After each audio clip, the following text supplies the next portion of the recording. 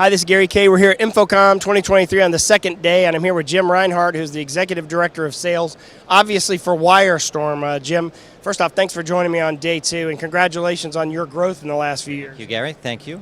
And yeah, obviously, you're a glue company, do a little bit of everything, and AV over IP has been a big focus for you in recent years. Yeah, we were one of the first to market with AV over IP, and one of the first to have 3 different compression technologies within the AV over IP realm. You're still one of the only. We're still one of the only. Yeah, you're right.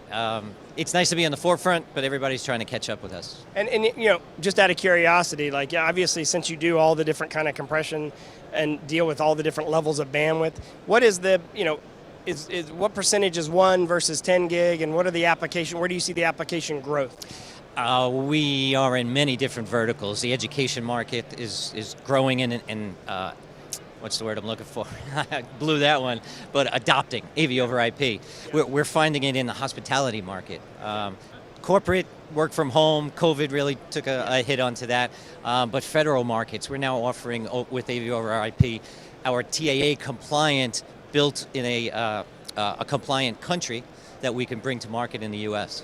And speaking of which, congratulations on that, by the way. There's not a lot of companies that have TA compliant products in AV over IP. But also your cloud strategy, because ultimately managing and monitoring these things and being proactive, what is that? Sure. So many of our customers have enterprise clients, and they need to remotely monitor not only the WyreStorm products that are deployed, but the entire infrastructure that resides in an AV rack or in a room. So we're working with our partner Excite. We are launching the WyreStorm Cloud. We're branding it Sigma, and it allows... With a Y, Sigma with a Y. Sigma with a Y, a little play on the WyreStorm word. But through Excite, we're partnering with them to provide remote monitoring, again, not only of WyreStorm's product, but the entire ecosystem or infrastructure going into an AV project. Yeah, in fact, you should, if you haven't checked out Excite and the partnership they have, you should check it out at xyte.io. Of course, WyreStorm is at wyrestorm.com with a Y, not an I. Tell me about, kind of what you're highlighting here at the show besides your cloud strategy.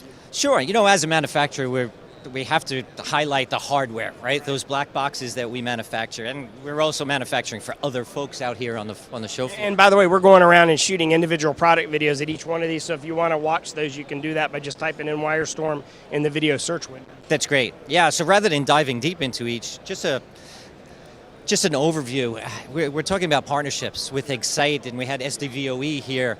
Partnerships with Ordinate, and moving forward with AVA. We're one of only 9 manufacturers that are participating in the launch of AVA. Yeah, talk about that for a second, because there's some confusion about what AVA is from the release that they sent out last week. Sure, everyone got burned by the chipset shortages, and we did not, which was great. We planned ahead for that before COVID, but we're moving to the ASP platform, which allows, through firmware, not through chipset or hardware, we're allowing Dante enable our devices to now be Dante enabled inherently right out of the box. Regardless of what platform it's on? Regardless of, it's AV over IP platform. But I mean, any of the AV over IP platforms are compatible with that? That's right. Any of the platforms that use the A-Speed chip, which is our 1 gig as well as, I believe, our 10 gig. Yeah. All right, and obviously with Dante and the fact they have few hundred adapters already, that's kind of, even though not a standard, it's kind of considered the standard for audio in the market. But video, it's kind of anyone's game right now. And what y'all have decided to do is go with any platform. Like you get a choice. You can go 1 gig, you can go 10 gig, or you can do a combination of the two in the same install. Do you see that strategy living forever, or where do you see this sort of like moving in the future? All manufacturers are trying to create that all-in-one, yeah. But we're in so many different verticals and vertical markets, it's hard to provide an all-in-one specific for all. So we're continuing to be agnostic and doing the partnerships, being an open platform. Third-party control, we're completely open. We have a partnership, technology partnership with QSys. QSys has developed plugins to manage our AV over IP as well. Yeah, and let me ask about one last thing, because obviously in the last year, USB-C has become giant. I mean, it's become the thing. And how are you handling USB-C distribution and options for USB-C for longer distances and things like that? Well, good question, right? Challenge with USB-C Power consumption, Yeah. right? I'm part of the Avixa sustainability group. We've had conversations, power, right? How to be sustainable in power. USB-C, we worried about heat, so we're incorporating that, especially with charging and charging devices.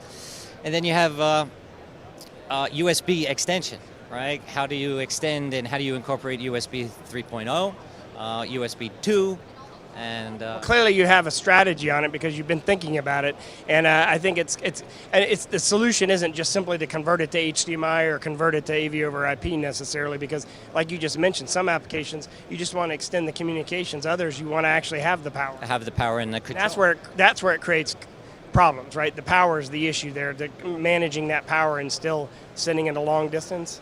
Yeah, right. Converting it. Converting. Yeah, I mean everyone seems to be having that issue, and it's. And how do you incorporate that into your products Right. and still be cost effective? Yeah, exactly. So, but you guys have always been on the forefront of stuff like this. I'm confident that if you watch what WyreStorm is going to do, the rest of the market's going to do. So you check them out at WyreStorm.com, WyreStorm.com, and of course you're going to see all the individual product videos we shoot here at raypubs.com/InfoComm, and then type in WyreStorm in the video search window. Jim, thank you very much for your time today. I appreciate it. Congratulations, by the way, in the last few years. You are correct in that nearly everyone had delivery problems, but y'all grew during the pandemic because of your planning. We're a prime manufacturer, so we live and die by logistics and planning ahead. Yeah, well, congratulations on that. So we got more InfoComm to cover, so stay tuned.